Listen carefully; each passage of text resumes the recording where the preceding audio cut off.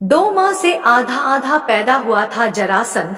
जानिए जरासंध से जुड़ी कुछ रोचक बातें। महर्षि वेदव्यास द्वारा रचित महाभारत ग्रंथ में अनेक महारथी व बलशाली राजाओं का वर्णन है।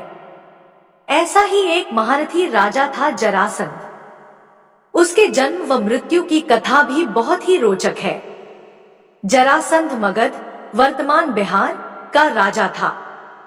वह अन्य राजाओं को हराकर अपने पहाड़ी किले में बंदी बना लेता था। जरासंध बहुत ही क्रूर था। वह बंदी राजाओं का वध कर चक्रवर्ती राजा बनना चाहता था। भीम ने 13 दिन तक कुश्ती लड़ने के बाद जरासंध को पराजित कर उसका वध किया था। कंस का ससुर था जरासंध। जरासंध मथुरा के राजा कंस का ससुर एवं परम मित्र था। उसकी दोनों पुत्रियों आसित व प्रापित का विवाह कंस से हुआ था। श्री कृष्ण से कंस वध का प्रतिशोध लेने के लिए उसने 17 बार मथुरा पर चढ़ाई की, लेकिन हर बार उसे असफल होना पड़ा। जरासंध के भय से अनेक राजा अपने राज्य छोड़कर भाग गए थे। शिशुपाल जरासंध का सेनापति था। 100 राजाओं का करना चाहता था वध। जरासंध भगवान शंकर का परम भक्त था। उसने अपने पराक्रम से 86 राजाओं को बंदी बना लिया था। बंदी राजाओं को उसने पहाड़ी किले में कैद कर लिया था। जरासंध 100 को बंदी बनाकर उनकी बलि देना चाहता था, जिससे कि वह चक्रवर्ती सम्राट बन सके। ऐसे हुआ था जरासंध का जन्म।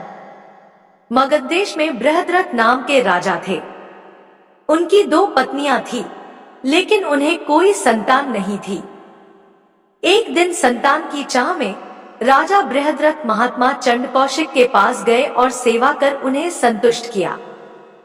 प्रसन्न होकर महात्मा चंडकौशिक ने उन्हें एक फल दिया और कहा कि ये फल अपनी पत्नी को खिला देना, इससे तुम्हें संतान की प्राप्ति होगी। राजा बृहद्रथ की 2 पत्नियां थीं। राजा ने वह फल काटकर अपनी दोनों पत्नियों को खिला दिया। समय आने पर दोनों रानियों के गर्भ से शिशु के शरीर का एक एक टुकड़ा पैदा हुआ। रानियों ने घबराकर शिशु के दोनों जीवित टुकड़ों को बाहर फेंक दिया। उसी समय वहां से एक राक्षसी गुजरी। उसका नाम जरा था। जब उसने जीवित शिशु के 2 टुकड़ों को देखा तो अपनी माया से उन दोनों टुकड़ों को जोड़ दिया और वह शिशु एक हो गया। एक शरीर होते ही वह शिशु जोर जोर से रोने लगा।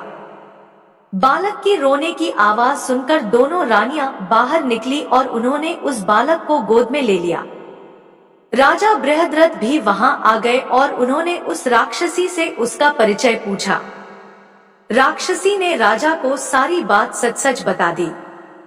राजा बहुत खुश हुए और उन्होंने उस बालक का नाम जरासंध रख दिया, क्योंकि उसे जरा नाम की राक्षसी ने संदिग्ध जोड़ा किया था। भीम ने ऐसे किया था जरासंध का वध। जरासंध का वध करने के लिए भगवान श्री कृष्ण ने योजना बनाई। योजना के अनुसार श्री कृष्ण, भीम व अर्जुन ब्राह्मण का वेश बनाकर जरासंध के पास गए और उसे कुश्ती के लिए ललकारा।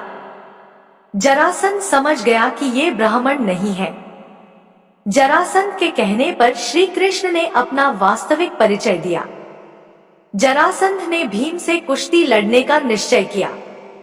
राजा जरासंध और भीम का युद्ध कार्तिक कृष्ण प्रतिपदा से 13 दिन तक लगातार चलता रहा। 14वें दिन भीम ने श्री कृष्ण का इशारा समझकर जरासंध के शरीर के 2 टुकड़े कर दिए। जरासंध का वध कर भगवान श्री कृष्ण ने उसकी कैद में जितने भी राजा थे सबको आजाद कर दिया और कहा कि धर्मराज युधिष्ठिर चक्रवर्ती पद प्राप्त करने के लिए राजसूय यज्ञ करना चाहते हैं। आप लोग उनकी सहायता कीजिए। राजाओं ने श्री कृष्ण का यह प्रस्ताव स्वीकार कर लिया और धर्मराज युधिष्ठिर को अपना राजा मान लिया।